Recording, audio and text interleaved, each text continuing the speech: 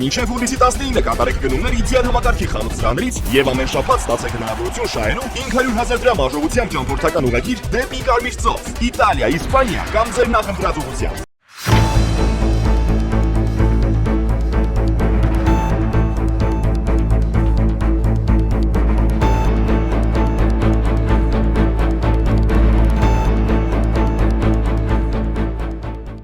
Ողջույն, առաջին լրատվականի եթերում տարածաշրջան եւ Անդին, հայացք Երևանից հաղորդաշարի հերթական թողարկումն է, ես Ժիրայր Ոսկանյանն եմ, անդրադառնալու ենք մեր տարածաշրջանում եւ դրանից դուրս տեղի ունեցող կարևորագույն իրադարձություններին։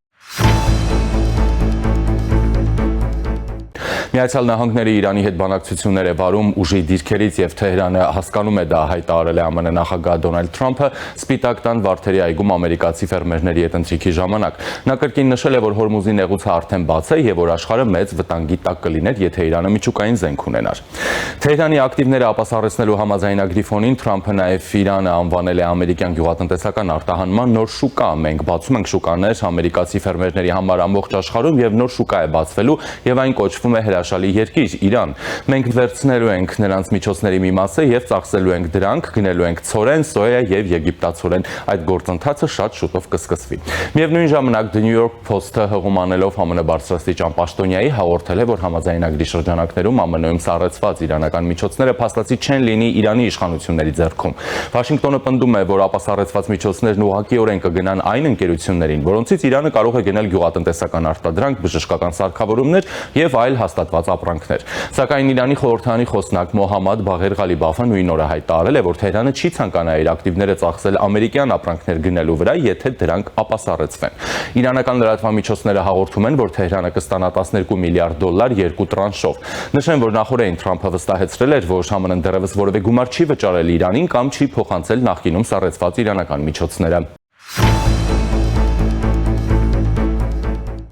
Իտալիան եւ Ֆրանսիան կասկածանքով են վերաբերվում Եվրահանձնաժողովի առաջարկին արգելելու Ուկրաինայի դեմ ռազմական գործողություններին մասնակցած ռուսների մուտքը Եվրամիություն։ Այս մասին հաղորդում է Bloomberg-ը հղումանելով աղբյուրներին։ Այս արգելքը Ռուսաստանի դեմ Եվրամիության 21-րդ պատժամիջոցների փաթեթում ներառված միջոցառումների մի մասն է, որը Եվրամիության անդամ պետությունները պետք է քննարկեն այսօր։ Ինչպես բացատրել են Bloomberg-ի աղբյուրները, Փարիզը եւ Հռոմը դեմ չեն ռուս զինծառայողների մուտքի արգելքին, բայց վախենում են, որ արգելքը ներկայիս տեսքով կարող է կիրառվել բոլոր ռուսների նկատմամբ։ Մասնավորապես Եվրամիության այս երկու երկրները նշել են, որ եթե արգելքը սահմանվի, Ուկրաինայի դեմ կռվող եւ չկռվող անձանց որոշումը կախված կլինի Եվրամիության առանձին անդամ պետություններից, ինչը ըստ պարբերականի նրանց համար հեշտ չի լինի։ Նշվում է, որ պատերազմին մասնակցած ռուսների մուտքի արգելքը Եվրամիության այն միջոցառման մի մասն է, որը Եվրամիությունը հույս ունի կիրառել Մոսկվային բանակցություններ սկսելու համար, քանի որ Ուկրաինայի իրավիճակը առաջնագծում բարելավում է։ Սակայն Ուկրաինայում պատերազմի մասնակիցների մուտքի հնարավոր արգելքը միակ հարցը չէ,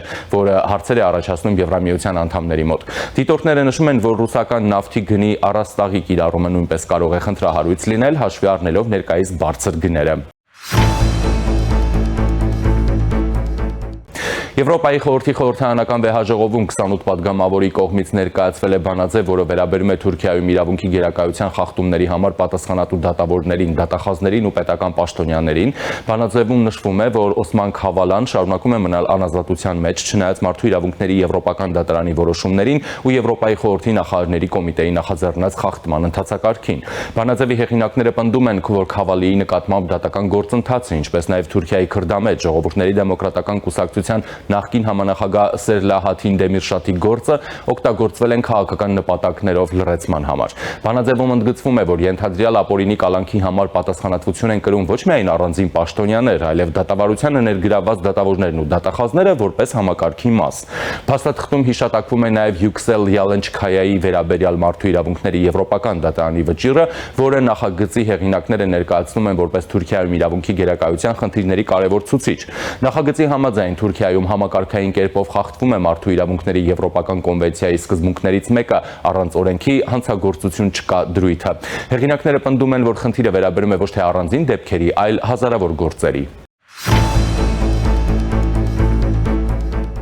Վրաստանի արտգործնախարարությունը կտրուկ քննադատել է Եվրոպայի խորհրդի խորհրդարանական վեհաժողովի բանաձևը, որում նշվում է երկրում ժողովրդավարական շարունակական նահանջը։ Թբիլիսին հայտարարել է, որ փաստաթուղթը հիմնված է կողմնակալ մեկնաբանությունների վրա, կրկնում է կեղծ պատմություններ ու միջազգային կազմակերպությունը վերածում քաղաքական ճնշման գործիքի։ Նախարարությունը նաև մտահոգություն է հայտնել, որ մարդու իրավունքներն ու ժողովրդավարությունը պաշտպանելու համար ստեղծված ինստիտուտը ավելի ու ավելի օգտագործվում որպես քաղաքական ճնշման գործիք։ Թբիլիսին անընդունելի է անվանել ժողովրդավարության քողի տակ ժողովրդավարական ճանապարհով ընտրված կառավարությանը վարկաբեկելու եւ քաղաքական ուժերին աջակցելու փորձերը, որոնք իշխանությունների կարծիքով չեն ճանաչում ընտրողների կամքը։ Վրացական կողմը նաև մերժել է վերջին տարիներին օրենսդրական փոփոխությունների քննադատությունը եւ որոշակի օրենքներ չեղյալ համարելու պահանջները, հայտարարելով, որ դրանք ընդունվել են սահմանադրությանը եւ երկրի ազգային շահերին համապատասխան։ Վրաստանի կառավարությունը վճռականորեն կպաշտպանի երկրի ինքնիշխանությունը, սահմանադրական կարգն ու վրաց ժողովրդի ժողովրդավարական ընտրությունը։ Արտաքին քաղաքական որևէ ճնշում, ապատեղեկատվական արշավ կամ անարդար գնահատական չի կարող հիմք հանդիսանալ Վրաստանի ազգային շահերը,